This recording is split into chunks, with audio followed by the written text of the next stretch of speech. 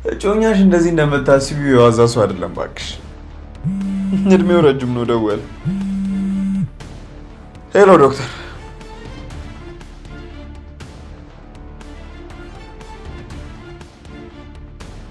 ምን ምንድነው እሱ?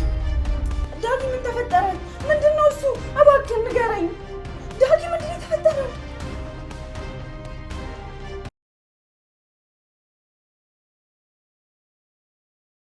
በጣም ታዋቂ ዶክተር እንደሆነ አውቃለሁ።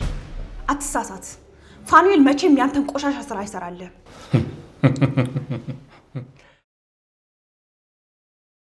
እኔ ገደልኳት አይመስለኝም። ምን ነው ደነገጥክ? ሆን ብለህ ራስህ የገደልካትን ሴት እኔ እንደገደልኳት አይደል እንዲያስመሰልከው? ቆይ ማን ነው ደግሞ እንደዚህ ያለሽ? የቪዲዮ መረጃ እኮ የተቀነባበረ እንደሆነ ሰምቻለሁ። ጠበቃዬም ከዚህ እንደምወጣ ነግሮኛል። እሱ እንኳን መቼም ሊሆን አይችልም። ይልቅ በማይሆን ተስፋ ራስሽን አታሙኝ። እኔ ሳሎን አንተ ነህ ራስን እያሙኛለሁ።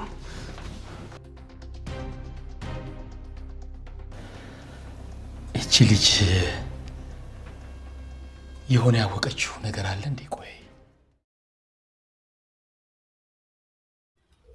ሰላም ጤና ይስጥልኝ። ወደ ተከበራችሁ ቻናላችን ቤተሰቦች በያላችሁበት ሰላም ክርስቶስ ይብዛላችሁ። እንዴት ቆያችሁ? እንዴት ሰነበታችሁ? ከኔ ጋር ሁሉ ሰላም እግዚአብሔር ይመስገን። እንኳን አደረሳችሁ መላው የኦርቶዶክስ ተዋህዶ እምነት ተከታዮች። ከኔ ጋር ሁሉ ሰላም እግዚአብሔር ይመስገን። እንግዲህ በኑሃሚን ድራማ መጥቻለሁ ማለት ነው። ኑሃሚን እንደምታውቋት እንግዲህ በሐረግ ላይም የምታውቋት ተወዳጇ ተዋንያ ናት እና እንግዲህ ዳግም እሷን ለመጠየቅ ወደ እስር ቤት እንደሄደ ሁላችንም እናውቃለን። ከሄደ በኋላ ደግሞ እንግዲህ አደራ ዶክተርን እንደምንም ብላችሁ እናንተ ጠብቁት፣ እሱ ምንም አያውቅም፣ እሱ ነፍስ ማዳን እንጂ መግደል አይችልም፣ እባካችሁን ከእናንተ ውጭ የሚጠብቀው እሱን የለም በማለት ኑሃሚን ታዛለች ማለት ነው፣ ዶክተር እንዲጠነቀቅ። በዛን ሰዓት ውስጥ ደግሞ ድንገት እንግዲህ በጣም የምታውቁት ኮማንደር ማለት ነው እንግዲህ መጥቶ በዚህ በእስር ቤቱ ተገናኝተው ከዚህ እስር ቤት እንዳወጣሽ ትፈልጊያለሽ ወይና እኔ ነኝ በእኔ እጅ ነው ያለሽው፣ ማስወጣትም ማሳሰርም እድሉም ቻንሱም ያለው እጄ ላይ ነው፣ ስለዚህ ምን ታስቢያለሽ በማለት ሀሳብ እያመጣላት ነው። ሀሳቧን ግን በፍጹም ልትቀበል አልቻለችም ማለት ነው።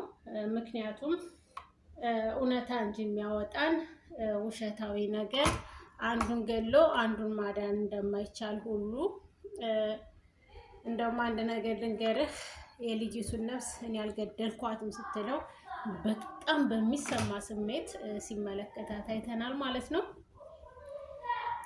እንግዲህ በዚህ ድራማ ላይ ብዙ ተዋናዮች የሚሳተፉበት እነ ዳግም እና እነ ኑሃሚን እንዲሁም እና እንደምታውቁት በኑሃሚን በጽናት ድራማ ላይ ማለት ነው ደግሞ የኪራ ወንድም ሆኖ እየሰራው ክብሮን ማለት ነው። እንግዲህ በዚህ ቻናል ላይ ደግሞ ስናየው በጣም ደስ በሚል ሁኔታ መጥቷል እና ከጽናት ድራማ ላይ እንደወጣ ሁላችንም እናውቃለን። የወጣበትን ምክንያት እንግዲህ ተመልሶ ወደ ውጭ ለስራ ወጥቷል ተብሎ ነው። ነገር ግን እዚህ ጋር እየሰራ ነው ያለው። በጣም ደስ ይላል።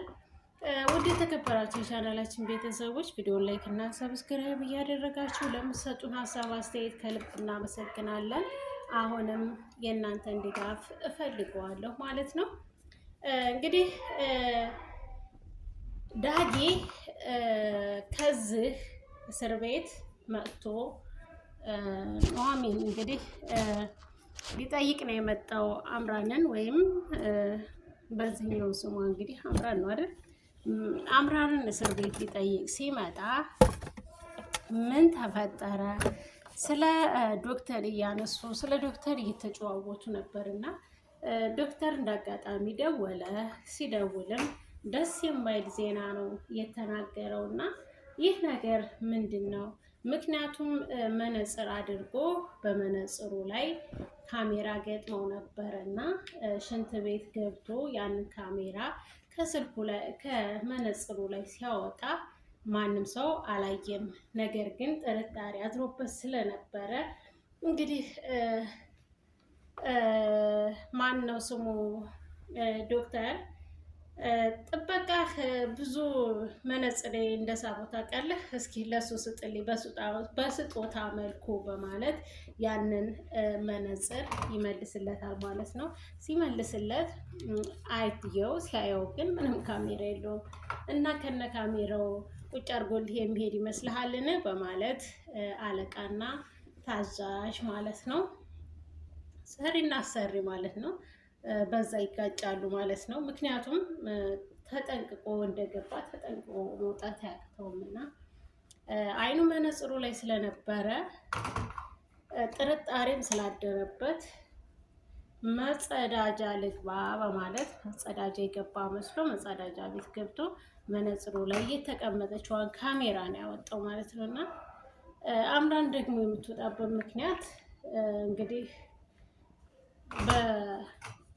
በሀቋ ነው እንጂ የምትወጣው በራሷ በእውነተኛዋ ታሪክ እንጂ የምትወጣው አሁንም እጮኛሽ የአንድን ሰው ነፍስ ለማዳን የአንድ ሰውን ሕይወት ይግደልና የሚለው በዚህ በፍጹም አምራን አትስማማም። ምክንያቱም ሌላ ሰው ከምትገል እኔ ገደልኩት ይበቃል በማለት ስለሆነ ከዚህ እስር ቤት ውስጥ የተገኘችው።